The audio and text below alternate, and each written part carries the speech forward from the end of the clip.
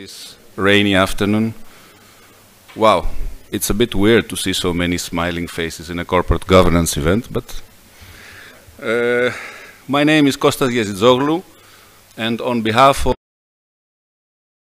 IDN for Greece and Cyprus, I would like to welcome you here in what we expect to be the first of a series of events on corporate governance. I would like to start by thanking the Hellenic Federation of Enterprises and Chairman Mr. Fessas for co-organizing this event with us. And I need to underline that SEV has embraced immediately and wholeheartedly our initiative. I would like to thank our distinguished speakers for coming here to share with us the good corporate governance practices in Greece.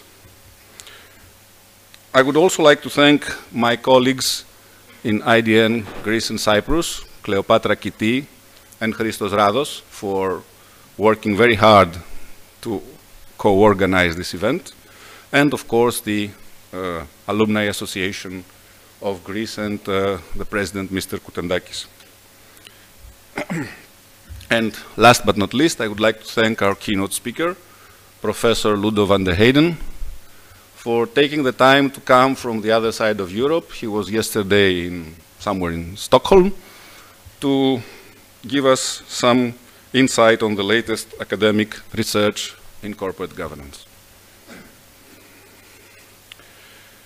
Ladies and gentlemen, INSEAD, like any other decent organization, is an acronyms freak. And it took me some time to figure out what was ICGC, IAA, IDN, IDP-C, etc. So in order to help you this afternoon, I will just clarify a couple of these acronyms.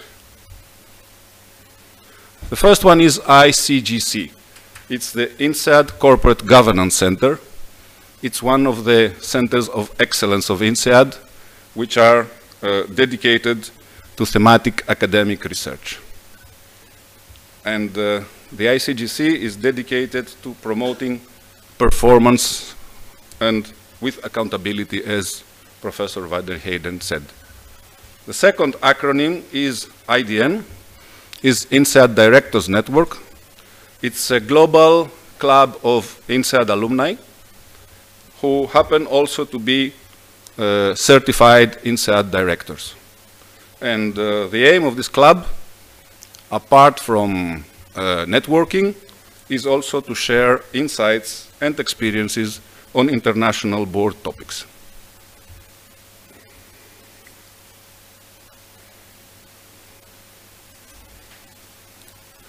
Ladies and gentlemen, corporate governance brings to my head, top of mind as they say, the board of directors. And although I am not a seasoned or experienced director, having 30 years of C-level executive experience, I would like to take the next 2-3 minutes to share with you what has been my impression, my perception of the board of directors and how it evolved in the last decades. The first ever impression of a board of directors I had was this one. Now, this is the board of directors of Fidelity Fiduciary Bank. And shame on you bankers in here if you don't know what is Fidelity Fiduciary Bank, because Fidelity Fiduciary Bank is the bank of Mary Poppins, the 1965 film by Walt Disney. And this is the board of directors. And this is what Walt Disney thought would be a good picture of a board of directors. Okay, these guys are not friendly, they are not amicable, they won't have fun with you, but they are serious. They are strict, and they are fiduciary and fidelity. They are the gendarmier, that's the Greek word for, that's the French word for chorofilakas, for those of you who skipped French at school.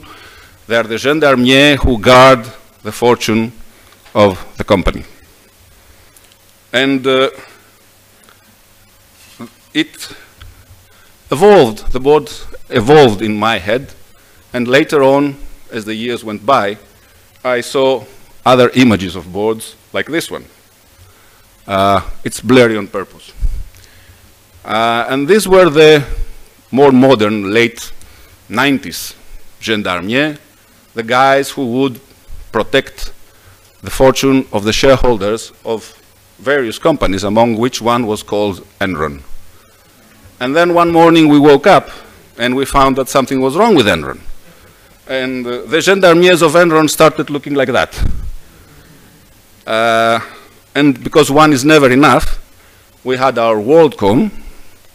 And because two is never enough, and because we Europeans always copy what Americans do, but we only do it better, we had our own, which was Parmalat. And Parmalat, in my book, was far better than these two guys, the previous ones, because Parmalat chose the simple way. Parmalat didn't go through various strange, weird networks of subsidiaries and shadow companies and derivative products. Parmalat said, what's your problem, guys? You want to stash away $5 billion of losses? Fine. Let's forge a bank statement. That's what they did. They forged the bank statement. Simple and beautiful.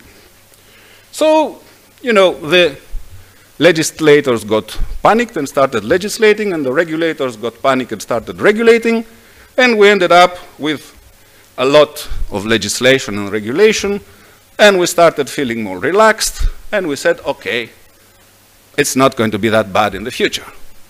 And then one Friday afternoon, we went home with a double or triple A investment bank, and the Monday morning, the bank disappeared. And the modern gendarmerie, which was supposed to be now looking like this, because they were sophisticated after the Lehman crisis, after the Enron crisis, and they were, you know, they've changed their systems and the auditing, et cetera, ended up looking a little bit like this. So again, the legislators legislated, again, the regulators regulated, and now we're living in the compliance era. And 50% of you in this room have somewhere in your job description compliance, and the other 50%, like me, have somewhere in your nightmares compliance. So the question for today's event is very simple and very difficult. Can we go beyond compliance? Can we take corporate governance beyond compliance? We will have with us the chairman of the Federation of Hellenic Enterprises to tell us about the reality in Greece. We will have Mr. Petropoulos to tell us about the fantastic practices in his company. We will have Professor Sakelaris to tell us how functional and value-creating can be an independent director. And then we will have Professor Ludo van der Heyden to summarize and sum up what's happening globally in the field of corporate governance. After that, we are going to have hopefully half an hour of questions and answers, and then we will close with Mrs. Kitty, who will explain to you what IDN plans to do in the future concerning corporate governance in Greece. So without further delay, I would like to ask Mr. Fessas to take the stand.